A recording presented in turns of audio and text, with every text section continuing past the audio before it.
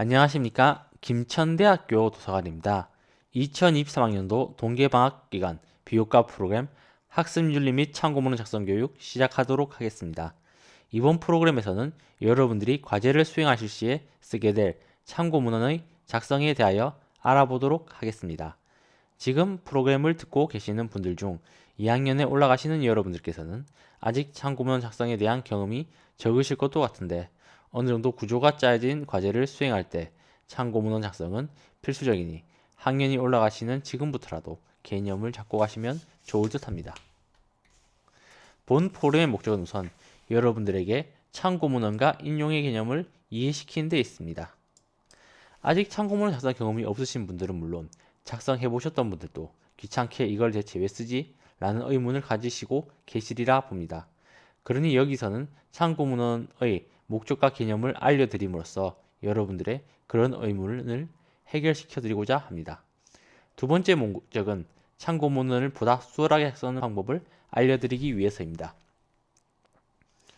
참고문헌 작성하실 때 일일이 여러분들이 직접 타이핑하거나 부분을 복사해서 붙여넣는 번거로움을 겪으시거나 하실 텐데 사실 굳이 그러실 필요는 없습니다.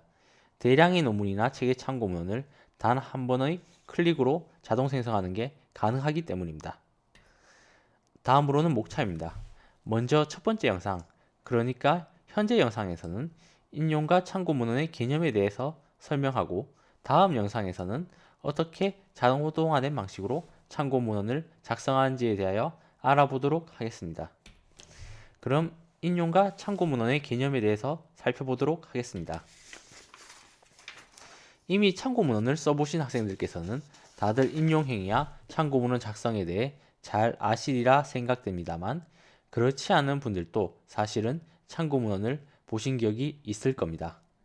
비문학류의 책이나 전공서를 보다 보면 각주나 책의 뒷면이나 챕터의 말미에 사람의 이름과 여러 문구가 적힌 것을 보신 적이 있으실 텐데 그게 바로 참고문헌입니다.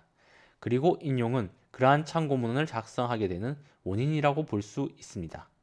각주 형식으로 써야 하나 아니면 저렇게 따로 페이지를 마련하여 써야 하냐는 논문이라면 각 학술지 투고 기준에 따라서 과제라면 교수님의 성향에 따라 바뀌게 될 테니 이는 사전에 잘 알아보시고 그에 따르시면 됩니다. 그럼 인용이란 대체 무엇일까요? 인용이란 남의 말이나 글을 자신의 말이나 글 속에 끌어쓰는 행위입니다. 그럼 인용은 왜 하는 걸까요? 당연하다면 당연하지만 여러분들의 주장의 근거로 사용되는 모든 사실을 직접 조사하고 확인하기 힘들기 때문입니다. 그렇기에 첫 번째로 인용은 여러분들의 글에 필요한 사실의 보충을 위해 필요합니다. 두 번째로는 일반화된 명제, 그러니까 모든 A는 B다 같은 형태의 명제나 혹은 당위적인 이야기, 즉 C는 올바르다 같은 이야기를 여러분들이 하더라도 그 말이 대단히 상식적인 수준의 이야기가 아니라면 받아들여지지 않을 겁니다. 당연하지만 저런 류의 명제는 사실 확인이 극히 어렵기 때문에 적어도 그걸 확인할 수 있는 능력이나 경험이 있는 사람이 있을 때 겨우 받아들여집니다. 즉 권위가 필요하다는 것입니다. 인용은 그러한 권위를 가져오기 위해서 필요합니다. 세 번째로는 자신의 글에서 인용될 일반화된 명제를 권위자가 하지는 않았다 하더라도 여러 사람들이 그 명제를 지지하는 이야기를 했다면 자신이 일반화된 명제를 말하는 데 발생하는 부담과 책임이 감소하게 될 겁니다. 인용에 다른 여러 이유들도 있겠지만 학술적 인용의 경우는 크게 이 정도로 볼 수 있을 것 같습니다. 그렇다면 인용한 것을 참고문헌으로 왜 표현하는 걸까요? 참고문헌을 쓰는 이유는 첫 번째로 표절의 방지를 위해서입니다. 인용문의 출처를 밝히지 않는다면 그 모든 조사와 연구를 오로지 글쓴이가 한 것처럼 되고 이때 여러분들이 TV에서 흔히 보시게 될 논문 표절 시비에 걸리게 됩니다. 두 번째로는 참고문헌은 인용을 했을 때 그 인용이 사실인지 아닌지 확인할 수 있게 되는 접근점을 마련해 줍니다.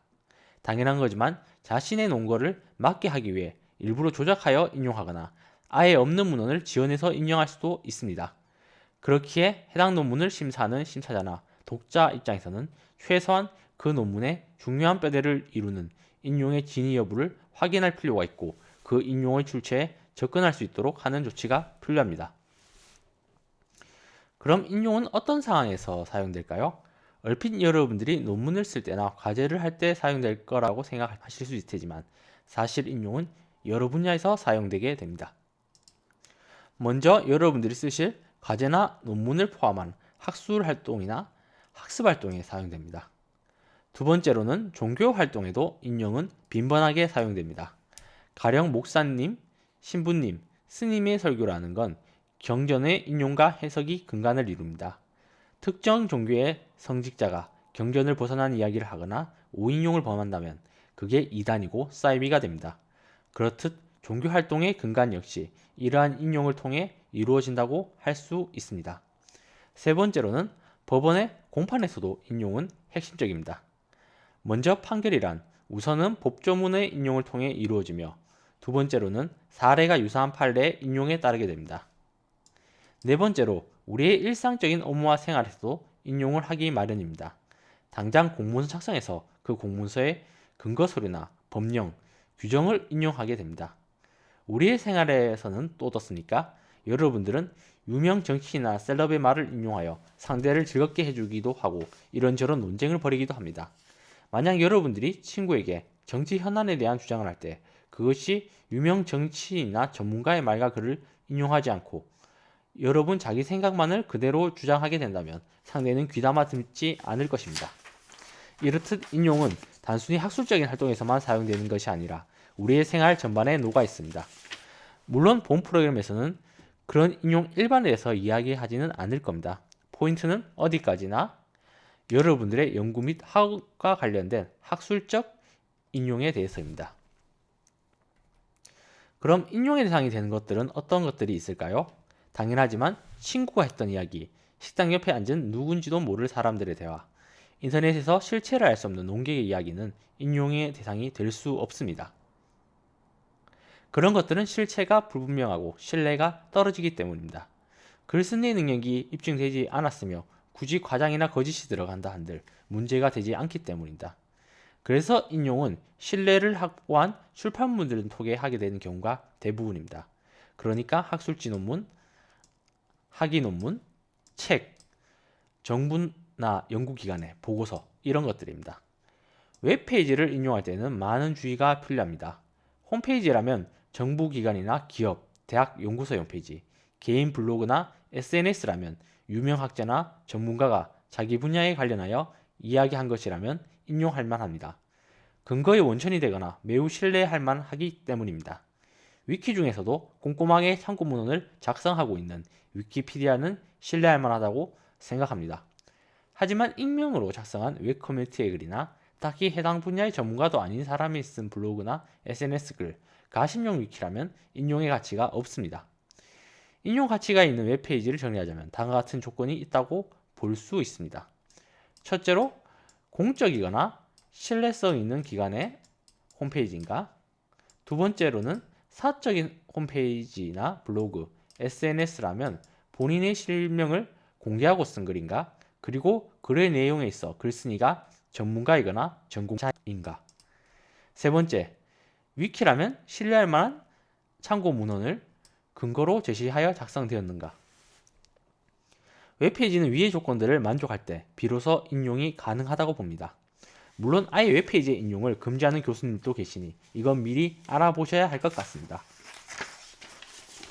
그럼 다음으로는 인용을 했다면 그걸 어떻게 나타내야 하는가에 대해 살펴보도록 하겠습니다.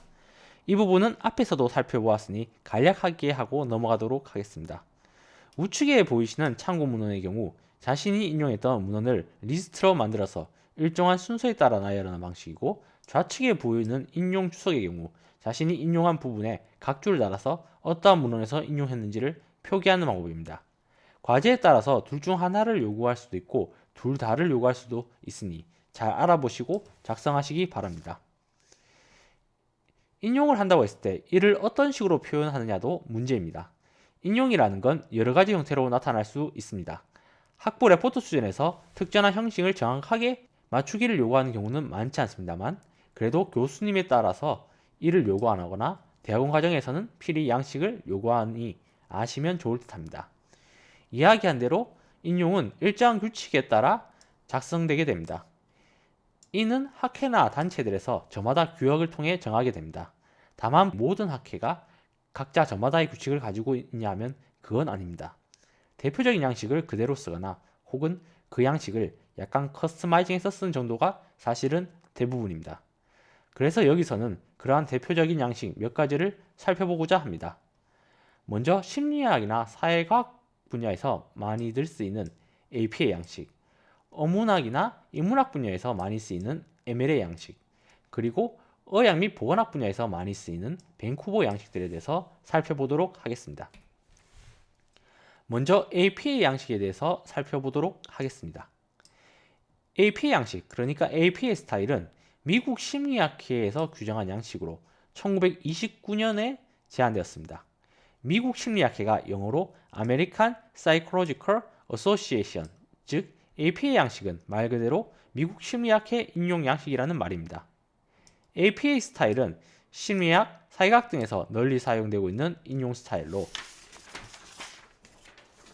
연구자들의 연구물의 상호 교환을 도우며 출판사들의 전자적 연결을 간편하게 해줄 용도로 만들어져 있습니다. 인용 양식은 그 출판물의 종류에 따라 다르긴 한데 APA 양식이라면 공통된 특징이 몇 가지 있습니다. 제일 먼저 저자가 나오고 다음에 연도에 괄호를 쳐서 쓰고 그 다음에 제목이 나오는 겁니다.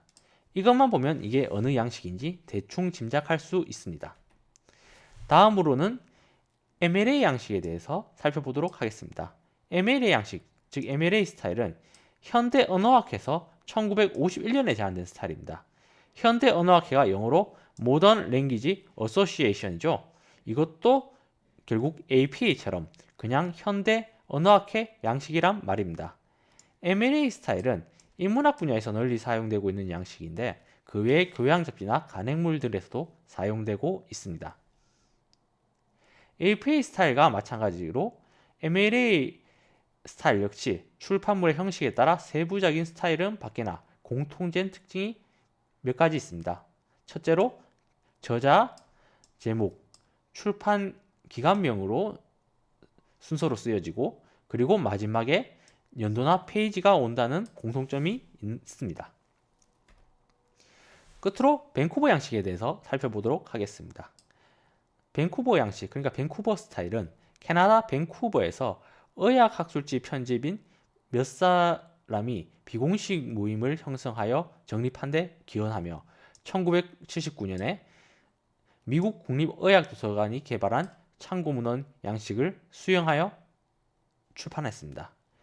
밴쿠버 양식은 의학 및 간호보건 분야에서 널리 사용되는 양식으로 의학, 간호, 보건 분야 학술지의 표준 양식으로 자리 잡고 있습니다.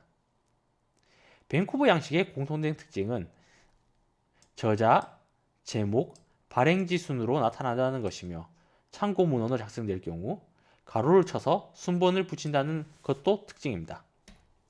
인용과 참고 문헌의 개념은 여기까지 살펴보도록 하겠습니다. 다음 영상에서는 실제 장고등화된 방식으로 인용하는 방법에 대해 알아보도록 하겠습니다. 그럼 다음 영상에서 뵙겠습니다. LMS로 시청하시는 분들께서는 밑에 영상을, 유튜브로 시청하시는 분들께서는 다음의 영상을 클릭하여 주시기 바랍니다. 그럼 다음 영상에서 뵙겠습니다.